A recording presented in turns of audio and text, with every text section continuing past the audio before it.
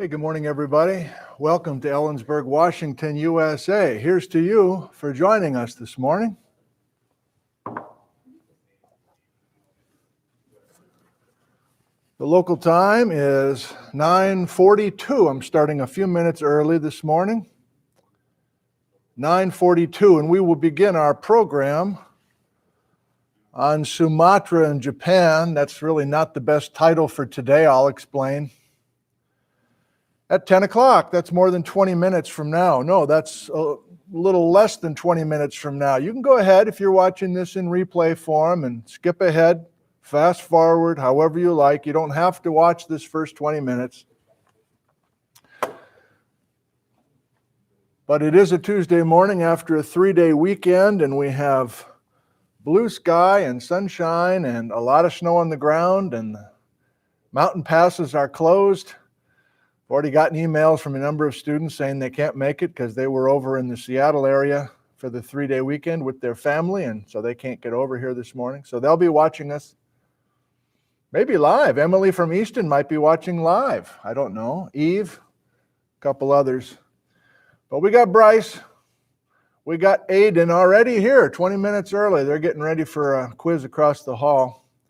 So that's the main reason that I'm starting with you earlier than normal. It's Tuesday, and I have to leave abruptly after our lecture this morning to go teach lab. Let's make sure we're doing okay and say good morning to some folks, and then I've got some thank yous and all sorts of stuff. Where are you viewing from this morning, and are we doing okay visually and audio-wise? The Bay of Quinte, Ontario, Canada. Sorry.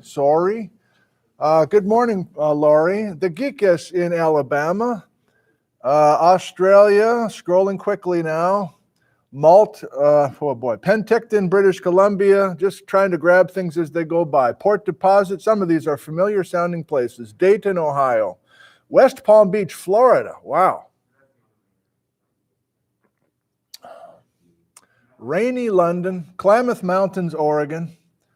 Selenian Block, Tennessee. Nana says it's 5x5 in Tennessee. Okay, well, good. Yeah, the blue light is on. The audio is doing okay. I've been pleased lately with the audio quality, more or less.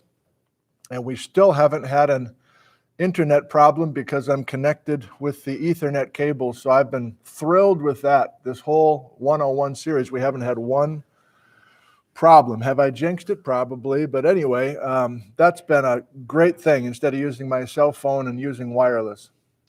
So I'll try to figure out how to just keep going with this laptop thing, I think.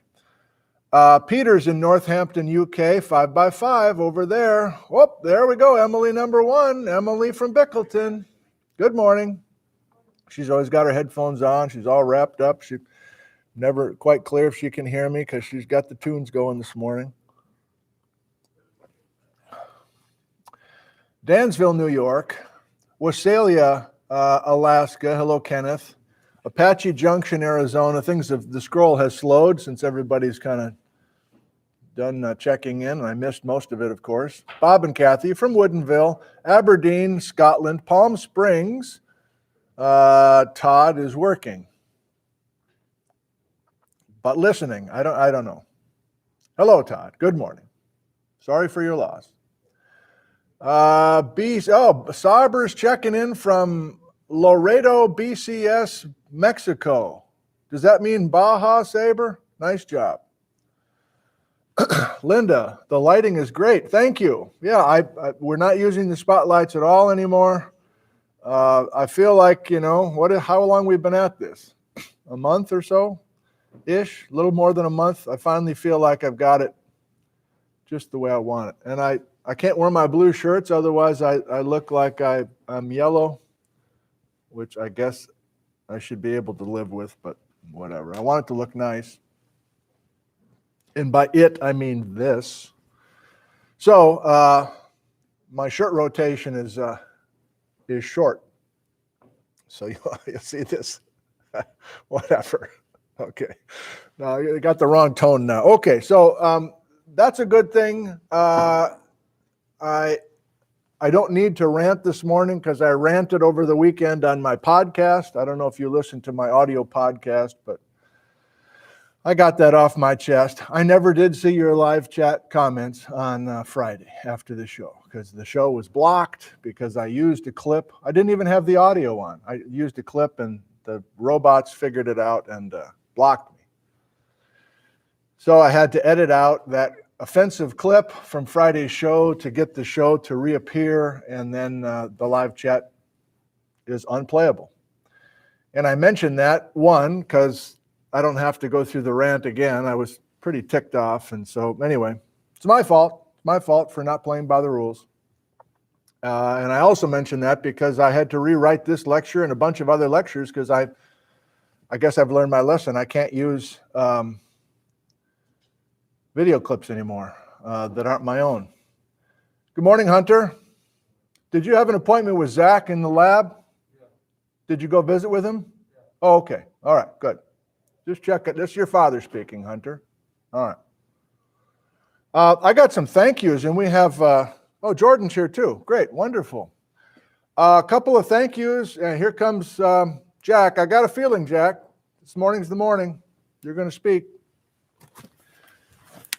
So I have thank yous this morning, and of course, I'm only doing thank yous this quarter if it pertains to the class, and both of these thank yous involve gifts for the students.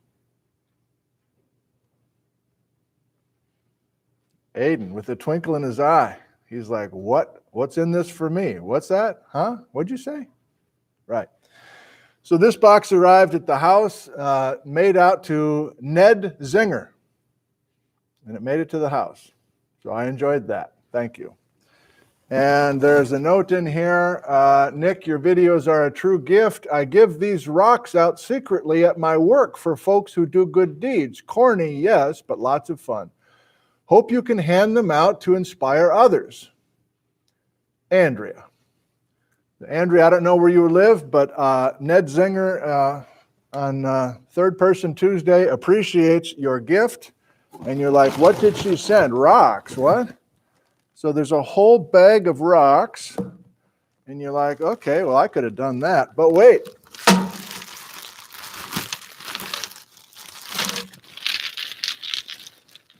I go into the bag, every rock. And these are rocks.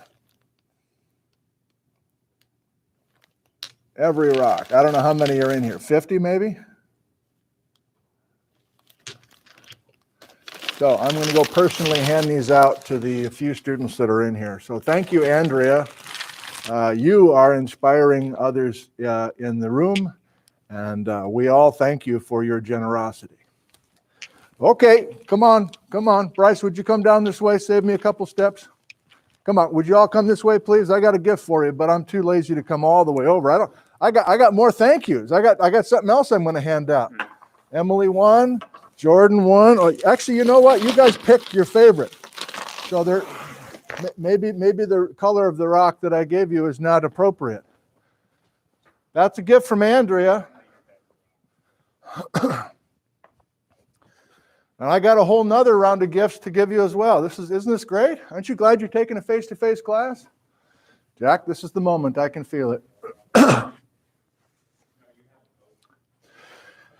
So Laura has all sorts of heart emojis, and I agree. Pitter patter, pitter patter, pitter patter, pitter patter. Bryce, what color did you go with? What color did you go with?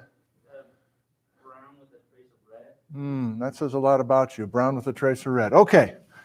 So I'm coming for another gift from someone else who sent something. This time, Federal Express to the building here. And okay,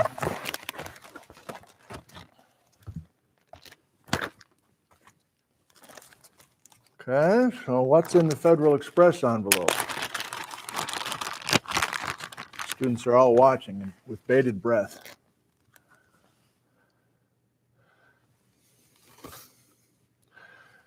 Hi, Nick. We are sending these motivation cards for your students. Each card will give them a drink or a snack to get them energized for class.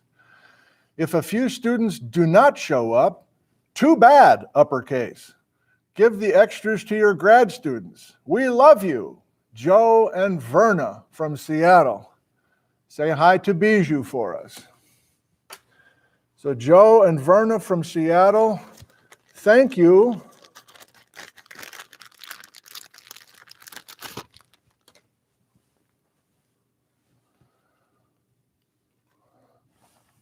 for the 30 Starbucks gift cards. I can't believe it. I don't know how much is on each of these. Oh, now they're off their phones. Like, what? Starbucks? Starbucks, my church. Yes. Tell me about this. Here they come. Handing out Starbucks cards. 2 for each person, Joe and Verna. Maybe 3. Maybe Jordan gets 3. Everybody else gets 2. Jack, if he speaks today, gets 5 cards. All right. I don't know what's on these, but please help yourself. I don't know if I'm going to be distributing these again on Thursday. So this is a one-time offer. Help yourself.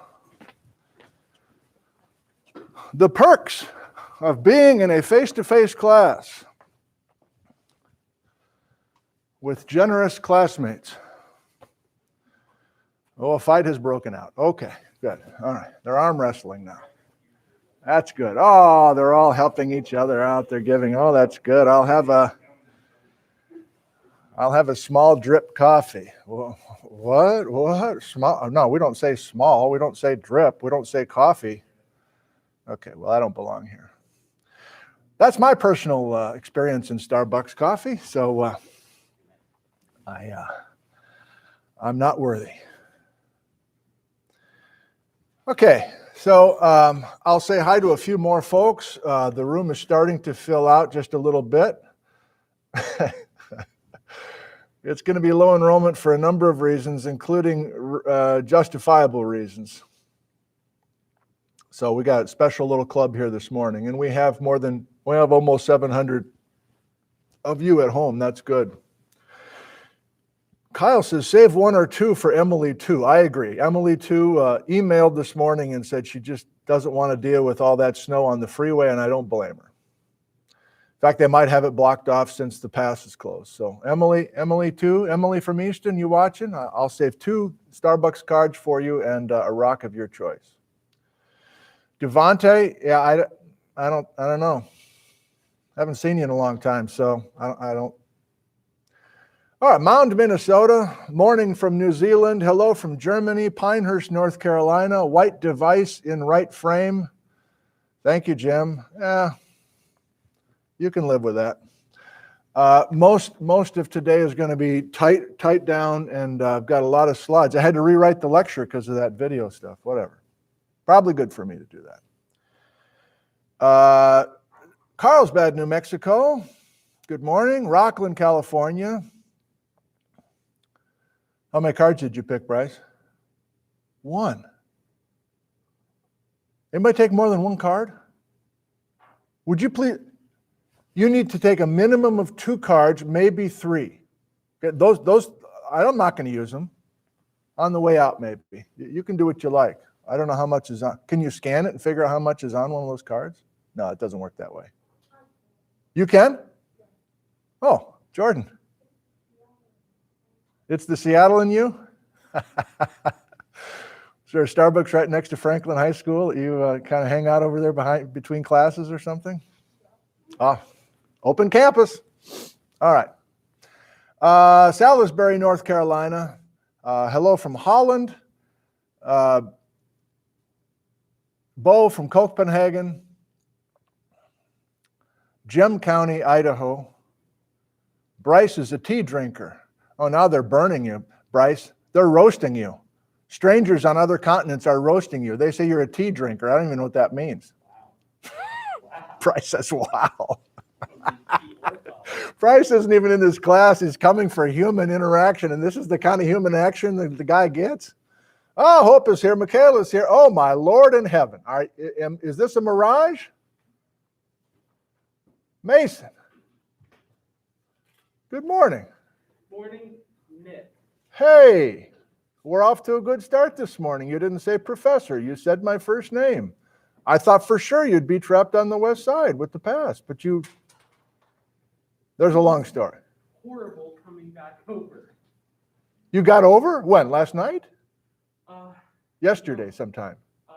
Saturday. Oh, you came over. That's smart.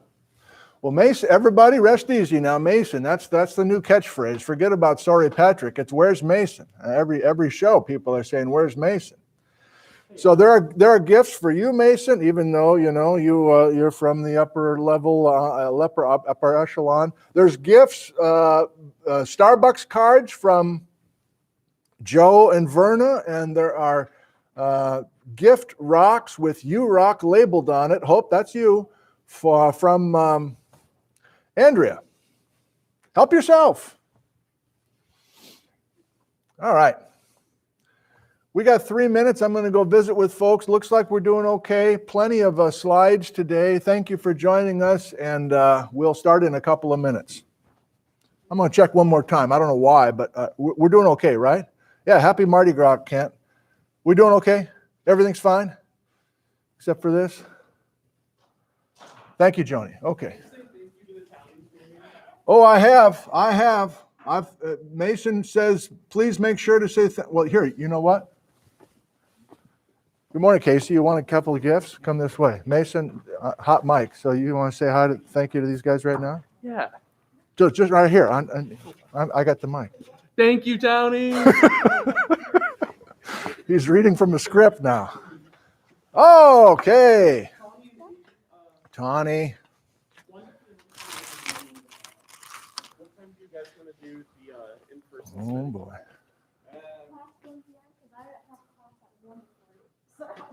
Totally fine. I'm fine with whatever. I have nothing going on. Just try to send me or let me know times today, and I'll send you all a message on Snap. Hunter's very interested in what you're saying right now. Hunter wants in on this session. Is this open to Hunter? He said he's going to make it here by 2 for the lab, but I don't know. He thinks he's going to make it. Oh, Isaac. I was watching online there. I literally timed it so well. I went to North Bend, got sushi, and then I was watching the time, and I left straight at 11, so it'd be right after they cleared it. And I literally waited to see the actual truck clearing it on the pass cams to come over. Oh, my God. You know what you're doing. You weren't born yesterday. My parents went to Central like in the 80s. Oh, really? Did they? They know all the tricks. Yeah. My dad still tells me stories about Mrs. Appleton. Oh, who's Mrs. Appleton? Apparently she was some teacher here forever ago. Never heard the name. All right. Well, I'll have to Google that after class. Tim, we have gifts for you this morning. There's Starbucks cards and there are personalized rocks, so enjoy. Don't look at me like that. They're not for me. Did we get to watch the Japan videos today? Unfortunately, no. Because I would violate some sort of corporate... Tim is genuinely enthused this morning. A physics major with, I'll give you the play-by-play. Oh, he's smiling behind his mask. I can tell he's laughing. His head is tipping back with joy. You guys are joy givers. That's not my role. Oh, there's all sorts of chit-chat this morning. It's wonderful to see.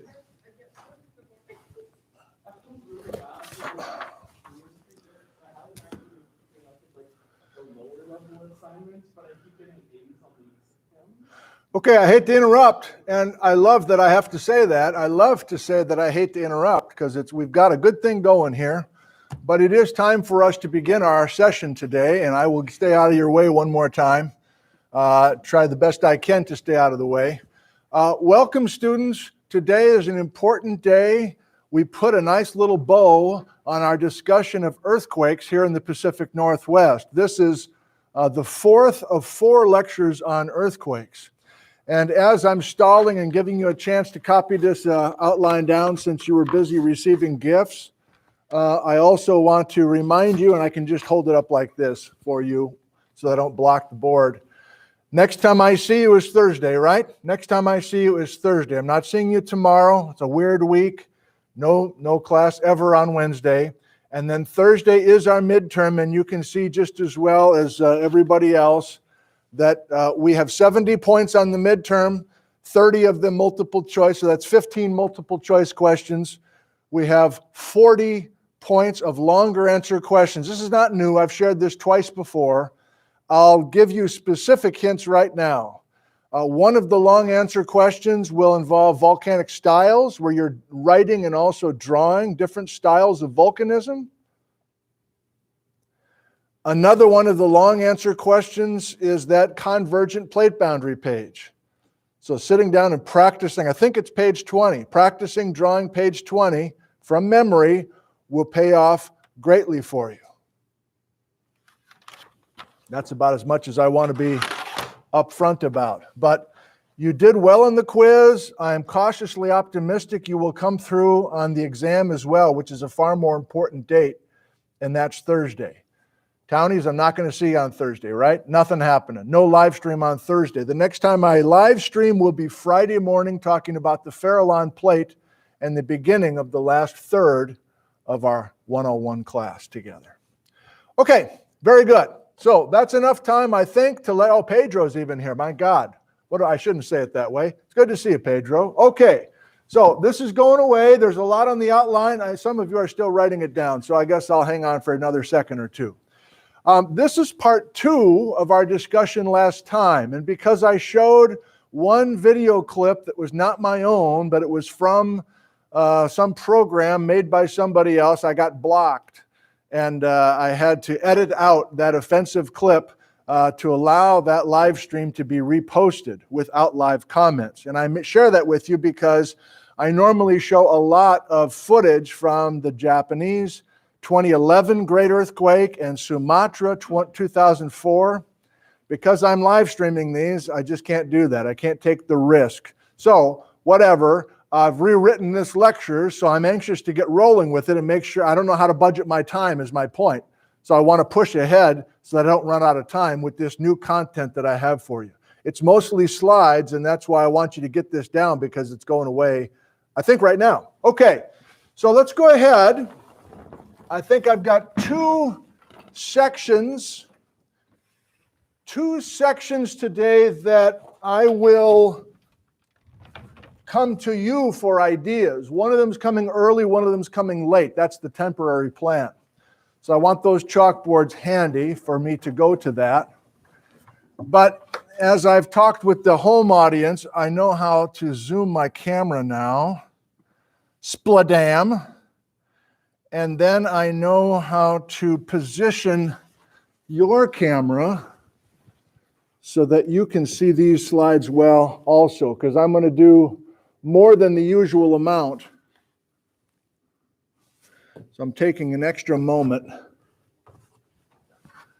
You've got patience, don't you? You've got patience. Yes, you do. You've got patience. How about, well, geez, what the hell? All right. All right. So, my God, this guy again? Yes, Brian Atwater. He's that big of a deal. So we're not only going to quickly think back on what we were doing before the 3-day weekend with Brian Atwater's onshore evidence, but we're going to quickly go to more of his work as we flesh out our history with this story. Our history, oh, I forgot. History with this story. Insert the doodad.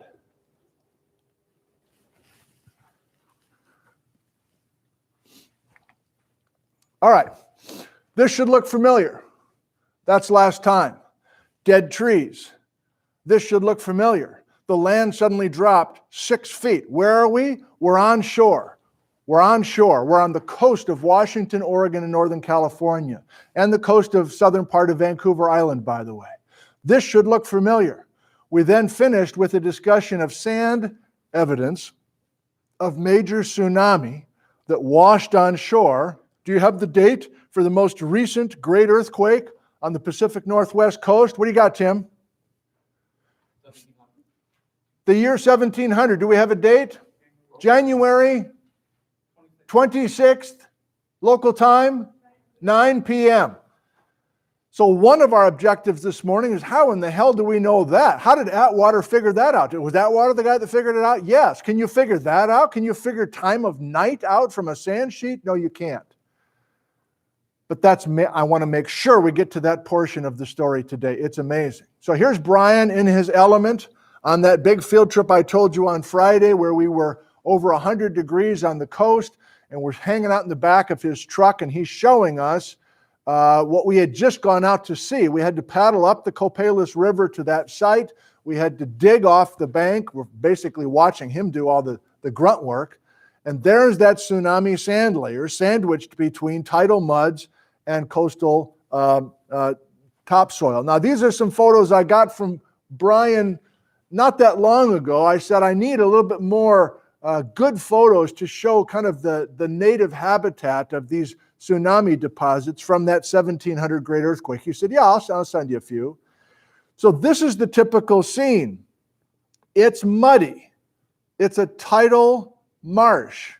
It's an estuary. You know what estuary is? It's a place where a freshwater river is flowing to the ocean. And of course, the ocean has salt water. So it's a mix of fresh and salt water. An estuary. It's brackish water.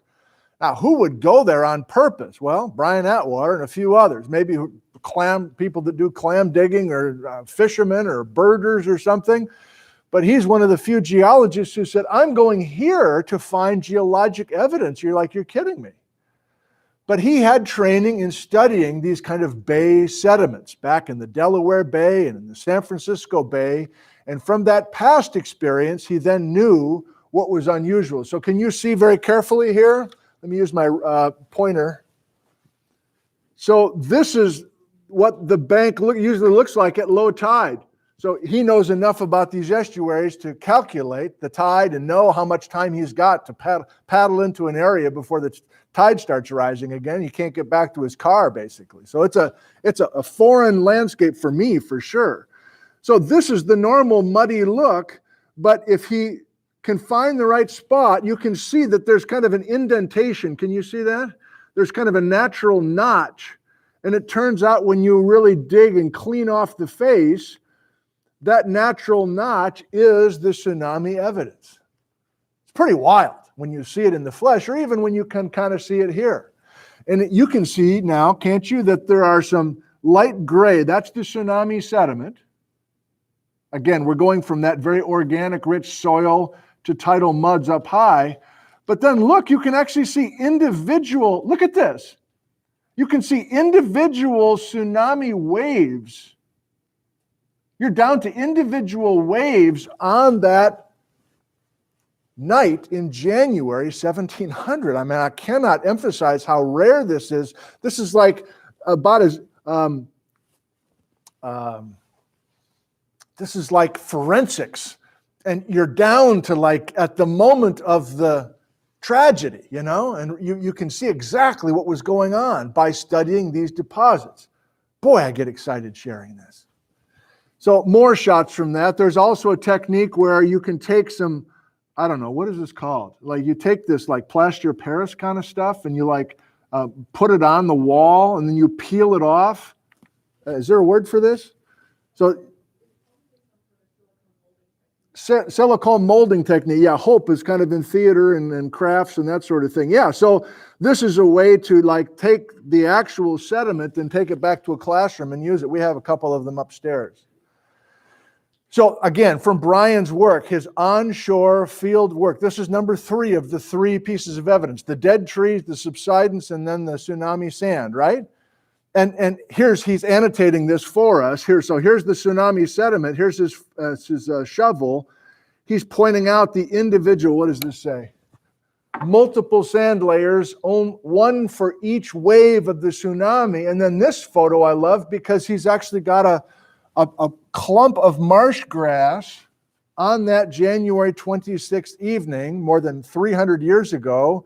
And you can see that marsh grass being overrun by the tsunami.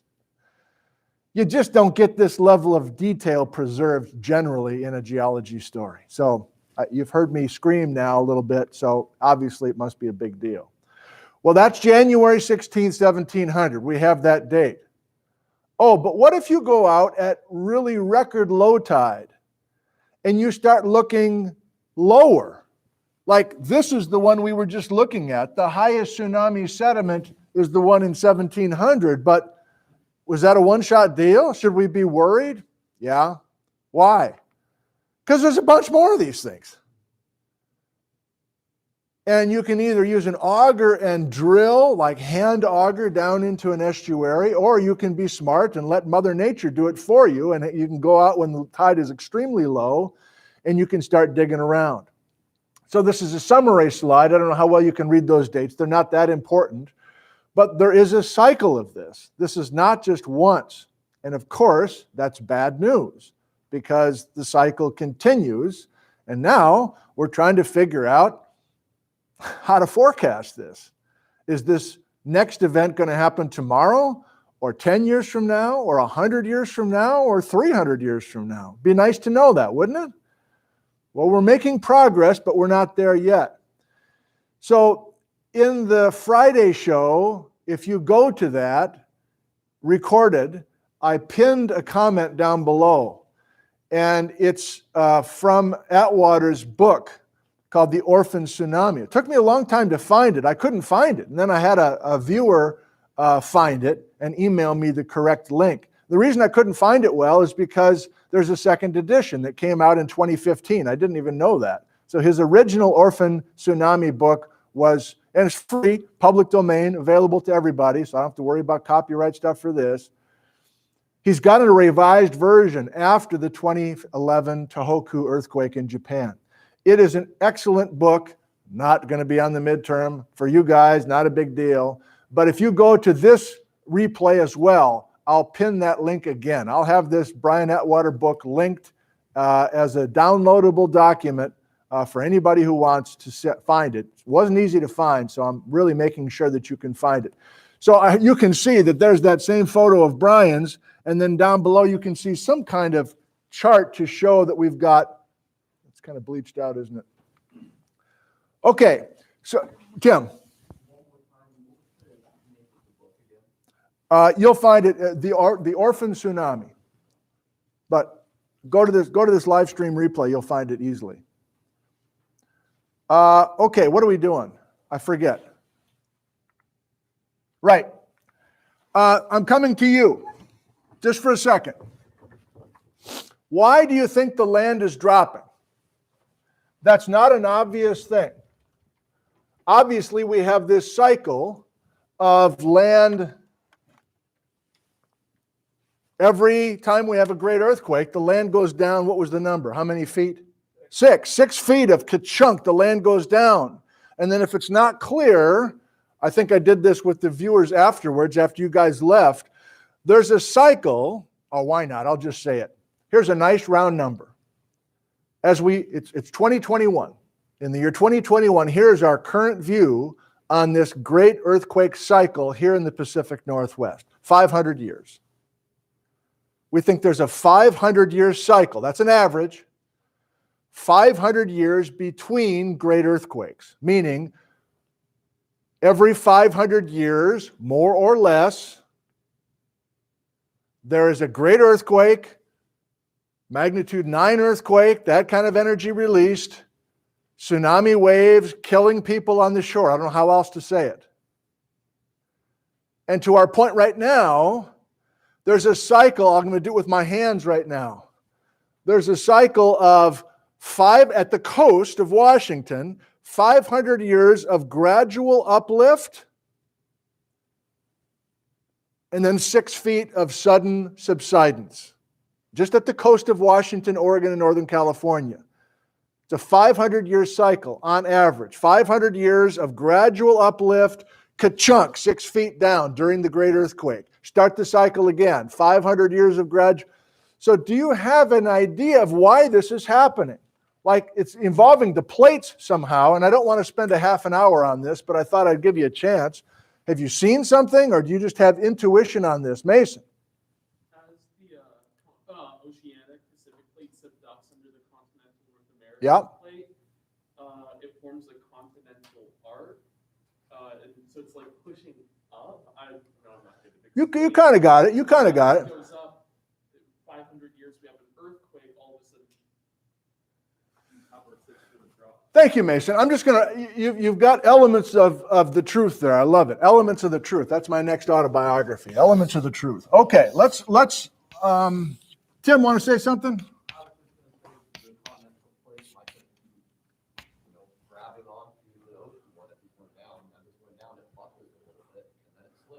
You're saying the same thing as Mason, and I like it. I don't know how well anybody else can hear that. I know our home viewers can't hear it. So let me take anybody else want to weigh in? What you think the mechanism might be? And this is an idea, pretty good tectonic model that I'm going to share with you. I guess there's a chance we'll revise it as years go on.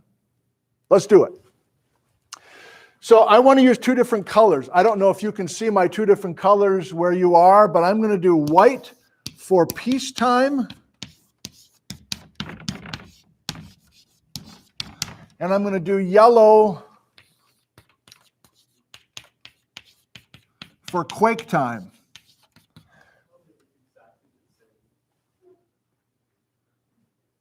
We'll just follow my words then. Peacetime is going to be those 500 years. Peacetime. There's not a big earthquake happening. We're in peacetime right now, right? People are living at Westport, Washington, ocean shores, etc. But every 500 years, there is a great quake. That'll be quake time. Here's our tectonic model to explain what's going on, and especially the purpose of this diagram is to explain why is the land suddenly dropping. So let's use our colors, even though you can't see them well. What's happening at the coast during quake time?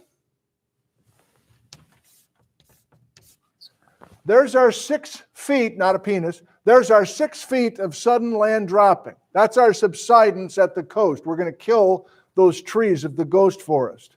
That's yellow, that's quake time. But as I've mentioned to you, white is peacetime, and I know this arrow looks similar to this, but this is the gradual 500 years of tectonic uplift at the coast. Fractions of millimeters per year. We now have those, remember those GPS receivers I was talking about, those gun drops? We have documentation of this. It's no longer an idea. So 500 years of gradual uplift during peacetime, sudden 6 feet of subsidence at the coast. Our question is why? Well, it involves the plate boundary underground, basically at the bound. What plate is this? Mason said Pacific, but he misspoke. Not picking you on you, Mason. What is this? That's the Juan de Fuca. It's a common mistake. I know it's the Pacific Ocean, but it's not the Pacific plate. Why is it impossible for the Pacific plate to be subducting beneath us? Pacific plate's going to Japan. The Pacific plate's going northwest. It's impossible for the tectonic plate called the Pacific plate to be diving beneath Washington and Oregon. We know that. But it is an ocean plate. It is the Juan de Fuca plate. It's the one that's coming at us and diving beneath us.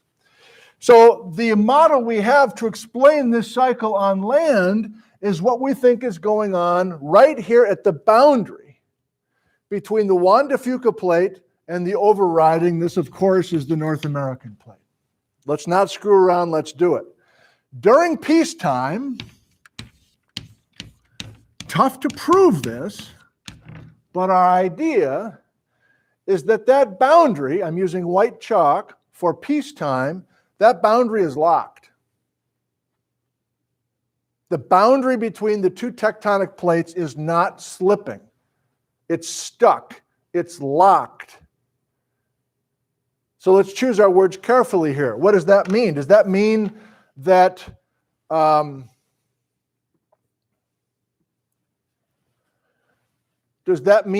Juan de Fuca plate has stopped moving? It does not. The Juan de Fuca plate is subducting beautifully. What's our evidence for that? Well, we still have our volcanoes. Cascade Volcanoes is coming next week. That's a direct result of the subduction of the Juan de Fuca plate. And there's all sorts of other ways to prove that the Juan de Fuca plate is diving. It is moving. But yet I'm saying that this boundary is stuck.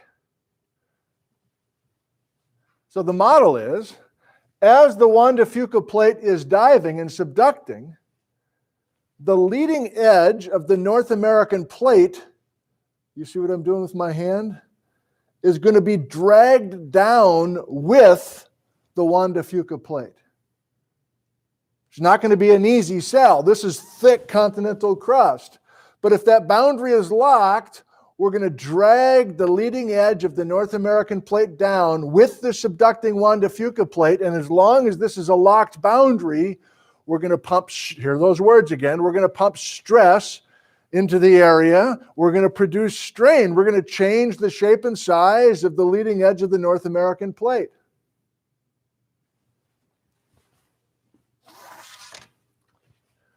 If this pointer made out of wood is the North American plate, and it's relatively rigid, it is. If I take the edge of the North American plate, this rigid North American plate, and I start to pull down on the edge of it, I don't want to snap this. Notice what's happening at my nose. My nose is the coast. I'm demonstrating what's happening white. Right? Peacetime. What am I doing? I got 500 years of pulling the leading edge of the North American plate down, which means at my nose, at the coast, at the Ghost Forest, at Westport, at Newport, Oregon, I'm doing gradual uplift. GPS shows us this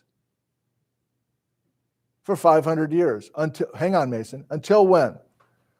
Until we have enough stress pumped into this lock zone where we break the rubber band. And using yellow chalk for quake time, I can't do this in the dramatic way that I need to. That's a UN. UN. We are going to suddenly unlock the lock zone. And we're going to have massive amounts of slippage to restore the leading edge of the North American plate. Let me finish my thought and then we'll come to you. You're writing it down, so I'm going to pause for a second because I want you to see what's going on up here with this stick. So yes, 500 years worth of locked suddenly becomes unlocked. We're going to generate the magnitude 9 earthquake-ish, maybe more than magnitude 9, 9.2, 9.3, 9.5, God forbid. That's what we'll talk about in Chile in a few minutes. What's happening at the coast during the earthquake? That's what I want to finish with this stick. So what was I doing? I'm back to it now. I'm demonstrating the pulling down to the leading edge of the North American plate during peacetime. I'm lifting the coast gradually at my nose, 500 years. And this isn't going to be as dramatic as I want it to be, but whatever. You ready? Let's do the great earthquake. Doink. Let's do it again. 500 years, and then great earthquake. Doink. So two things happened, right? The leading edge of the North American plate here is going to restore to what it was 500 years earlier. I guess you can think of it that way. But most importantly, at my nose, look at what's happening. At the coast, at Atwater's field sites, 500 years of gradual uplift. Ka-chunk, 6 feet. You see it now. 6 feet of rapid subsidence, going back to square one, essentially, and then we do it again. You still have yours, Mason? I was just going to ask if it's restored this. Yep, more or less. There's other factors that we can't get hung up on. Anybody else? You see it? Bryce? It's an average. The 6 feet is an average. It's an average between field sites. Some sites don't subside at all because it's, let's say, hard bedrock and it's not prone to doing this dancing business. And it's certainly an average between other field locations around the world where we're going right now. So yeah, it's almost a phony number, but it's 101. We're trying our best with some basics. You can see that. That's exciting to put that model together to explain the evidence that we have. Okay. So back to it. That worked well. Thank you for your energy. It's back to a bunch of slides now for a while, and then I'm going to try to time my talk well enough that we can come back and do one more little discussion item before we quit, although I can't remember what it is at the moment. All right. I hate 3-day weekends. I like teaching. I miss this rhythm. So it feels great to be back with you. You want an animation?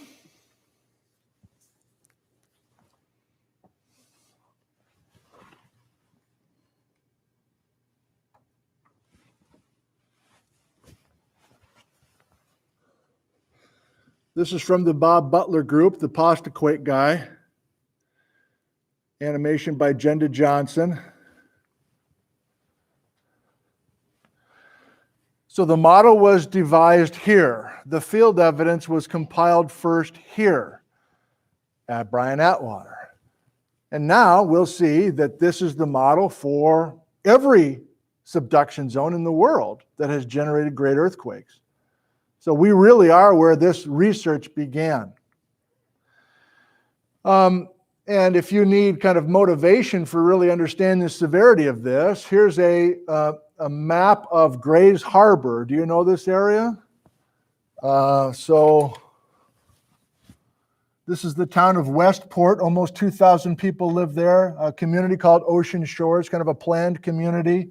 More than 2,000 people. Hoquiam, Aberdeen. Everything in blue was severely overrun by tsunami water in 1700, and we are assuming the same will happen the next time this happened. You're like, whoa, whoa, whoa, whoa. What? Yeah. There's no way out. I know there's tsunami evacuation signs, but you've got minutes to get out of the area, and there's not enough time. It's bad. Casey. Yes. Casey says, if they happen on average every 500 years, aren't we going to have one soon? Well, let's do some math. When's the last time we had one? 1700. How many years has it been since 1700? 421. Not 421. 321. Okay? So we're like, whoo, that was close. The guy just says we got 500 years between earthquakes. The guy is me. And it's only been 321 years. We're good. Well, it's an average, and we continue to learn. And it doesn't have to be magnitude 9 every time. It could be a magnitude 8. Japan just had a magnitude 7.1 a couple days ago in their locked zone. So it's difficult to forecast beyond what I'm giving you, Casey. And that's part of the problem, that people don't take it seriously, and then we can get into the whole science is all rigged and it's all money, and I'm not going to listen to anybody. We don't need to go there. So what I'm trying to show you is these are all key diagrams I was grabbing at breakfast this morning from Atwater's book. I really enjoyed looking at that. Here he's got, this is the zone of failure, 1700. This is Pacific Northwest coast, but the yellow and the blue are uplift and subsidence. What I just tried to show you is that why we're getting our 6 feet of blue, our 6 feet of sudden subsidence. But closer to the trench, we've got the opposite. That's where the stick was popping back out, remember? So we have both uplift near the trench and subsidence a little bit further away because of this model that we have. And the model exists because of the data that we have. And yes, here's some folks from the Makah tribe who sat down for a photo in 1860s and were telling their oral stories of that terrible night in 1700. Like, well, come on, they weren't there 1700. This is the 1860s. Well, you know Native American culture. You pass along oral traditions of all sorts of things, including tragedies. And these stories continue. It's our only non-geologic evidence of that event. Okay, well, let's, as promised, again, this was originally called Sumatra in Japan because I had all these video clips to share with you. Not the plan for reasons I've already discussed. So these are all new slides. We'll see if they work. Let's go back in time to 4 of the most recent great earthquakes, magnitude 9 or higher, and you can see them here. They're on your outline as well. Raise your hand if you remember anything about 2011, Japan, the Fukushima nuclear plant. Most of you have your hand raised. That's less than what? That's about 11 years ago. No, 10 years ago. That's a decade ago, right? So I was down at the TAV with a bunch of geology students, and somebody checked their phone. I guess they had smartphones. I can't remember. Somehow down at the TAV, they just had a great earthquake in Japan. I'm like, what? So we got on, I don't know what website it was. I think we all went to somebody's apartment. Yeah, professor went to everybody's, okay. And we're like trying to calculate when the tsunami was going to arrive here in Washington, because we know the travel time of these tsunami waves. And so some of us got up the next morning at 3 in the morning to watch the webcams at Crescent City or whatever. And there was a bit of an arrival, but it wasn't a bunch of fatalities. Anyway, I'm ahead of myself. So that's 2011.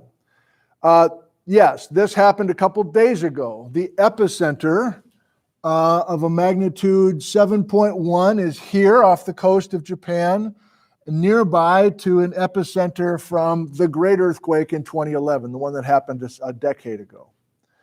So let's look at that terrible event in Japan, the most recent evidence of one of these great earthquakes. Did I give you the stats there? There's the date in March. It happened in the afternoon, and 16,000 killed. And you're like, wow, that's terrible. Well, it is terrible. But the country of Japan has invested so much in their seismic safety, as much as possible, because they know how much seismic sadness has been in their past. And so most of those fatalities were related to the tsunami and not buildings collapsing. They did remarkably well with their structures, their buildings, from a magnitude 9. And they know about Atwater's work, and Atwater has worked with their government, and vice versa. Some of the Japanese geologists have been working with Atwater, so they're doing all sorts of public education campaigns about the locked and the unlocked business that we've been talking about. You know, these are for grade school kids or whatever, you know. I mean, we're terrible with this. And other countries, I don't know where they are with public awareness of this risk, but Americans, we're doing a terrible job communicating the science of this. So this is the 2011 Tohoku earthquake in Japan, and here's the waves coming across the Pacific Ocean when I was drunk at the TAV and arriving on the shores of North America at something like 4 in the morning or maybe 5 in the morning, I can't remember. And we'll do more of that. We'll be looking more at tsunami waves crossing the Pacific Ocean. Now, because of Japan's investment in all of the science, they have incredible GPS networks. So every red dot, this is Japan. Remember those red dots showing the clockwise rotation here? Well, they got way more GPS instrumentation, investment in that instrumentation. And so for the first time, we had a place super hardwired with equipment to then document before and after a great earthquake, magnitude 9 event. And so here are these numbers. This is out by the trench. This is underwater now, next to the trench in Japan. The crust right on the Japanese side of the trench moved 24 meter sticks in a couple of minutes to the east. That's never been documented before. And also going 5 meters up. Remember, we're out at the trench. At the same time, we have this subsidence at the coast. But out at the trench where the meter stick is flipping back, those are the kind of numbers we're talking about. And then some kind of nuts and bolts about the size of the tsunami waves. Let's take a step back. You remember we first studied tsunami in Puget Sound and the Seattle Fault and talked about why a tsunami was happening, because we had the sudden movement of the floor of Pacific Ocean. Same thing here. Sorry. With Seattle Fault, the sudden movement of the Puget Sound floor. Same idea here. We're getting these tsunami waves because of unlocking the lock zone after hundreds of years. So this is from Iris, also a website I feel comfortable sharing. I don't have time for it. Okay, so let's go back a little further. 2004, day after Christmas. Magnitude 9.2, a little bit more energy. Well, quite a bit more energy. Remember our discussion of energy released versus whole numbers in the Postaquake exercise. So this one hurts. I want you to look at those fatalities.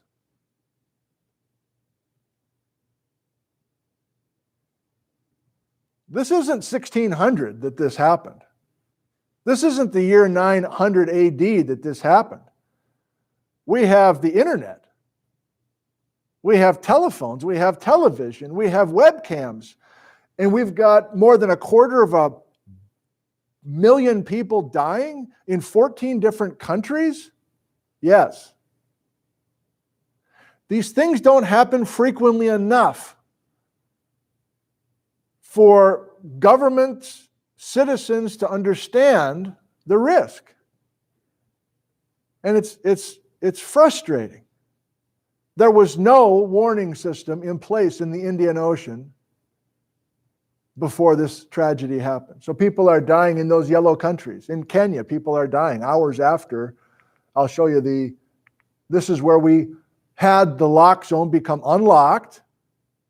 This is 2 decades after Atwater did his work, by the way. It's not like we didn't know what was going on. But it's just a handful of scientists understanding what we're talking about here. Hundreds of thousands of deaths. My goodness. I'm sure these folks didn't make it. So it's one of the few snapshots of people vacationing in Thailand, I believe. Yes, Thailand. But I mean, you can get on YouTube if you want, if you're wired that way, and watch all this human suffering. But we can now capture this, and it's important to include here because yes, we are talking about our state and our state residents experiencing this the next time it happens. Mason. Yeah. Okay. So I purposely made a space between the upper two. Those are the two most recent great earthquakes, and the other two that we're about to talk about. Notice the dates. We're back when I was a baby. I was born in 1962. And so I include this space because I remember started talking about tsunami when I started learning this stuff from Brian and others in probably the mid-1990s. And all my students in this class had no memory of, they're like trying to hand up, what's a tsunami? I've never heard that before. And I had never really seen a tsunami. In other words, between 1964 and 2004, there really wasn't stuff in the news about tsunami and great earthquakes. So it was very difficult to even visualize. I mean, there's a small part of me that I'm not even sure I totally believed that we had magnitude 9 earthquakes here. I couldn't picture it. And then we had these two events in the last 20 years to confirm this really is a thing. So you know about tsunami, I think. You know about a little bit of this because of our recency bias. But before that, now we hardly have any technology to capture these things. The Good Friday earthquake in 1964 in Alaska, and then 1960 Chile, which Mason wants to tell us about. So here's an event in Alaska. That pink area is just what we talked about. Lock zone becomes unlocked. Trench subducting. This time it is the subducting Pacific plate beneath the North American plate. Terrible time of the day for a magnitude 9 earthquake. Rush hour, basically. But Alaska, sparsely populated at this time, still mostly sparsely population. That's, I think, the main way to attribute why there were so few deaths. But there's great stuff in Atwater's book about this left and right panel. So here's a picture taken the summer of that great earthquake in Alaska. and this is at the coast, so you can see the evidence of subsidence. So in other words, we have a ghost forest, we've got this garage and this structure that's, flooded basically. Remember that we're dropping the land 6 feet and we're lowering it into, we're not lowering trees now, we're lowering a service station or whatever into the tidal zone. And then here it is high and dry again because of that gradual uplift. Remember our cycle, right? So that structure's still there, falling a little bit, but there's a ghost forest there, in other words. Ghost forest up there, showing that this is a thing everywhere. We have these locked, unlocked zones. This is not just the Pacific Northwest coast. One of the main hopes for this lecture. Now, if you happen to be at a shoreline, at a beach, quote unquote, with an area that has one of these trenches and this locked, unlocked business, this is a little animation. Are you aware of the experience? Like you feel the ground shaking like crazy. It's a magnitude 9+ earthquake. Okay, fine. So you're knocked off your feet. You're now on your belly or where you're on your ass on the beach, and you manage to scramble back up. What's the experience like in the next 15 minutes? Somebody besides these two guys, somebody else. Does anybody know where I'm leading to? I'm going to show an animation. What's going to happen here at this coastline? We just unlocked the lock zone offshore. Hope. Exactly. That's what we're going to look at. The water pulls away from the shoreline. Let's look at it. Earthquake happens. You see it? So if you don't know what's going on, you start going out there, right? All these fish are flopping around. And globally, the average, I'm going to play that again. Globally, the average is about 20 minutes. Huge earthquake. You have 20 minutes after the shaking, the water pulls back. Everybody's like, what? Let's go out and check all this stuff out. But within 20 minutes on average, the tsunami arrives. And I'll let it play to its end here. And this coastal village is not going to fare well. Because the tsunami is going to encroach way farther inland than it was before. Because of the physics, the mechanics, the fluid hydraulics of this tsunami story. And look what's left, a sand sheet. Everything's brown, it's a sand sheet. Let's do it one more time. So if these things don't happen every decade in your village, you don't remember some elder person talking about this, and so you have no idea, unless you have good public education about this, that the risk is getting to high ground as quickly as possible. Look, the only 3 buildings that survived were the 3 tallest structures in the town. Those are the only things that are white. Everything else is covered with sand and therefore covered with tsunami water. This is a thing. This is not an idea. But it happens so infrequently, it's almost impossible to develop trust with people living in communities, to have them actually listen with open ears and open minds to what you're saying, and to show them the evidence for this. And as a result, a bunch of local decisions, at least here in the States, are ridiculous decisions because people don't understand or they don't believe, or both, the tsunami evidence that's been shared with them. Finally, I got 5 minutes left. I'm timing this just about right. You got a quick story about Chile? I was just going to say that every once in a while in the Hoarding Summer Valley Yeah. area that has the huge levees and the massive lahars with lahar drills, Chile will actually send different school teachers, government officials, and geologists to watch how the lahar walks are done in the drills to better prepare for when they have the next major earthquake, because even now they still remember the giant one in 1960. Okay, Mason had a story about growing up in Ording and Puyallup and having people from Chile coming, but I think they were looking at lahar risk as opposed to earthquake risk. It was lahar risk over earthquake risk, Yeah. but they said lahar is due to earthquakes Okay. and eruptions. Thank you. So the greatest of all the great earthquakes, the largest earthquake we have ever recorded with instruments, happened in Chile, in South America. That trench became unlocked before anybody knew about plate tectonics. Now we're back in 1960. We don't even know about plate tectonics, let alone a unlocked zone.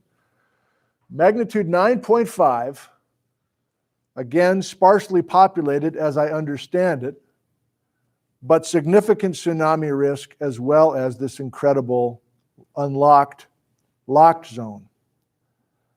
The crazy thing to me, without seeing, I don't have any photos from Chile. That's me not getting my act together, I guess. I don't know any iconic photos from Chile. I suppose maybe some home viewers can send me a couple. But I remember, again, in the 1990s, in the 2000s, showing this to my students, and there was like an audible gasp in the room. Again, they hadn't remembered what a tsunami, never heard of a tsunami. What the hell is this guy showing me? What is this? Like a total murmur in the room, like I'm showing them some kind of Martian thing. This is what happened in Chile in 1960. The tsunami was generated off the coast of South America and took 24 freaking hours to cross the Pacific Ocean and killed people in Japan 24 hours later in 1960. And even though we didn't know about plate tectonics, we could have phoned. Somebody could have done something. I've always meant to learn more about how much warning there was in Japan from this far distant earthquake.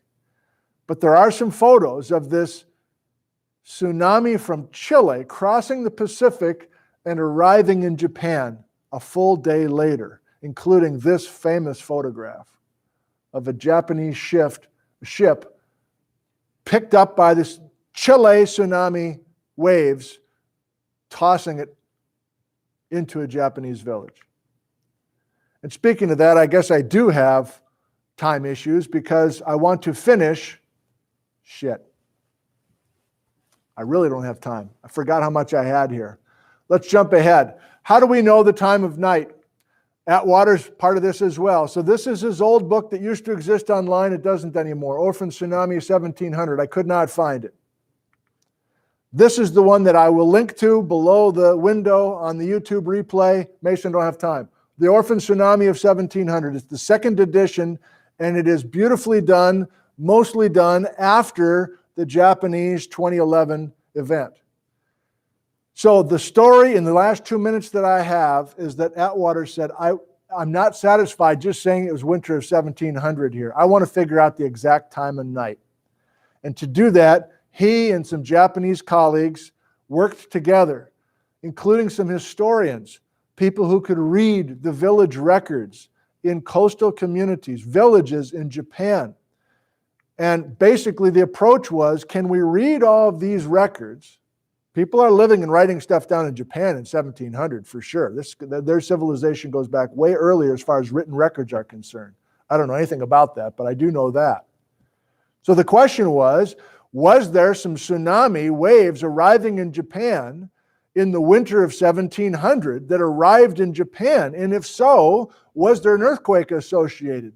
And these records said, we had these incredible waves coming in and doing severe damage to Japanese villages in the January of 1700, but no earthquake. That's why it's called the Orphan Tsunami. And so by using travel times that we know from magnitude 9 and greater earthquakes, knowing the speed and the timing of these tsunami crisscrossing the Pacific, it was back calculated using the international date line and the time of day and all that stuff, right? So basically, the Orphan Tsunami, in other words, the tsunami waves that arrived in Japan, arrived around midnight between local time in Japan, January 27th going over to January 28th, and then you take a 10-hour tsunami travel time for waves generated here, unlocking our lock zone and crossing the Pacific Ocean, and back calculating and realizing that's where that time of 9 o'clock local time came from. Isn't that amazing detective work? Can you give me one more minute? We finish with evidence out in the water. There are submarine canyons that have been studied by this guy, Chris Goldfinger. Give me 2 minutes. Why not? You can do it, can't you? 2 minutes. So this is a map that I have for you that we've used before. But what I've added here is the trench in white. And all these yellow squiggles are underwater canyons. Big underwater canyons that I still don't totally understand why they're there. Doesn't feel like we totally understand why they're there, but whatever. That's my hang up. The point is, Goldfinger from Oregon State University has gone out with research ships and gone down and cored sediments in the bottoms of these canyons. And he has found something called turbidites.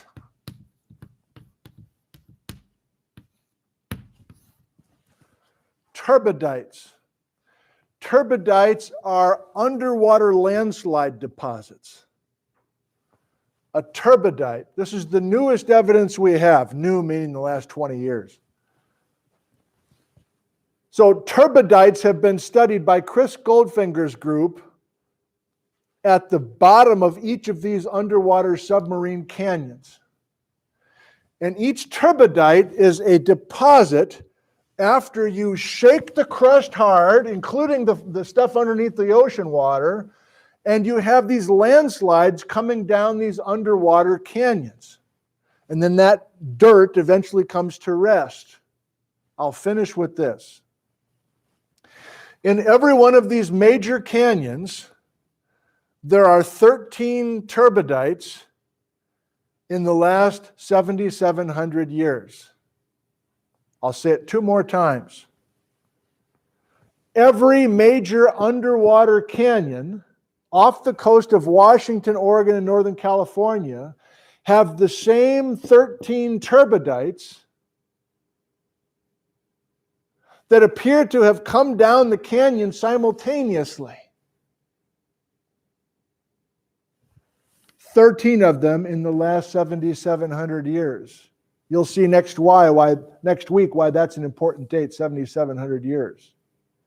My only point is, in addition to Atwater's onshore evidence, the dead trees and everything else, we now have underwater or offshore evidence of 13 turbidites in every canyon. You're like, I don't see what we're talking about. If you have a great earthquake and you shake not only the coast, but you shake all this stuff offshore, you're going to generate landslides coming down every canyon simultaneously, and those turbidites is an additional way to look into our geologic past. And actually, you can go back further back in our geologic history, 10,000 years or more, looking at the turbidite records, more so than you can on land. Okay, I'm sorry about not having the right timing for that. We're out of time, obviously. Thank you for joining us. Good luck in your preparation. Please pick up more of your free Starbucks cards and your free personalized rocks. And good luck on the midterm exam on Thursday. I'm pulling for you. I'm pulling for you.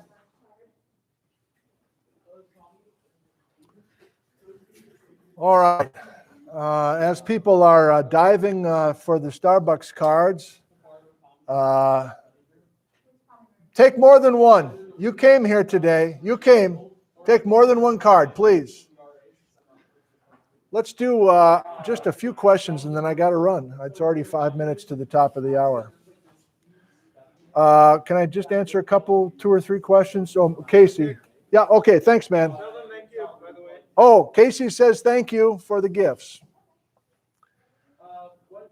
Do we have a couple geology questions, uppercase, before we go? Why were there large waves in 9.0 Japan from Pacific Northwest quake, but not large waves in the Pacific Northwest from... I can't read that quickly enough to make sense of it. Sorry. David, is the recent Japan earthquake related? Yeah, I'm confused by that, David. Many of you read a little bit about the earthquake that happened, what was it, 2 days ago or something? It was a magnitude 7, I think.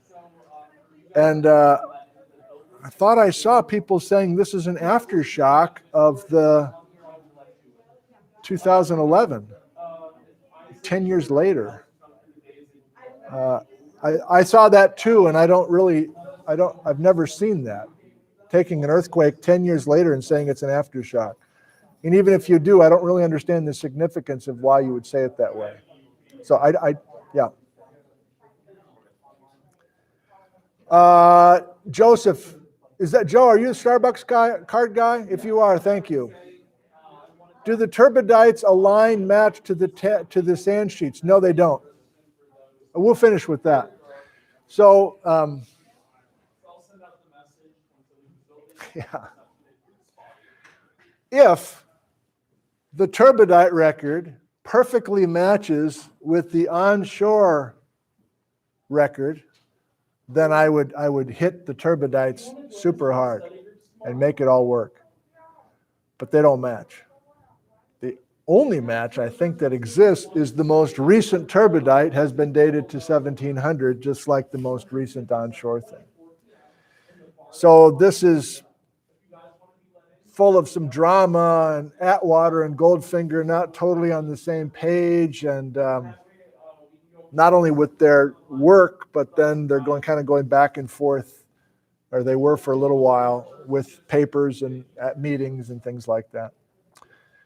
So I don't know what to do with that. I don't know how to address the inconsistency between the onshore work and the offshore work. And doesn't feel like anything brand new has come out from either group in the last 5 years. Maybe I don't keep up, but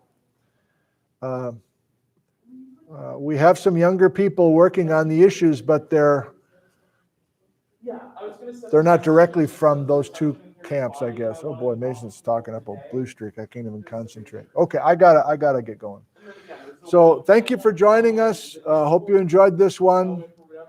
Friday is the next time I will see you, and we'll talk about the history of the Farallon Plate, and then before you know it, we'll be talking about Cascade volcanoes and flood basalts and exotic terrains and all sorts of great stuff here in Washington. Mason wants to talk to me, so I say I love you, thank you, and goodbye. No, that was not stupid. That's a common mistake. We literally have the Straits of Wanda here, Washington, and right up next door. Well, you won't make that mistake on Thursday, that's for sure. Or maybe I will. I'm pretty dumb. Mason. Okay, I was gonna say, is the room so empty today because a lot of kids are stuck and just can't get back?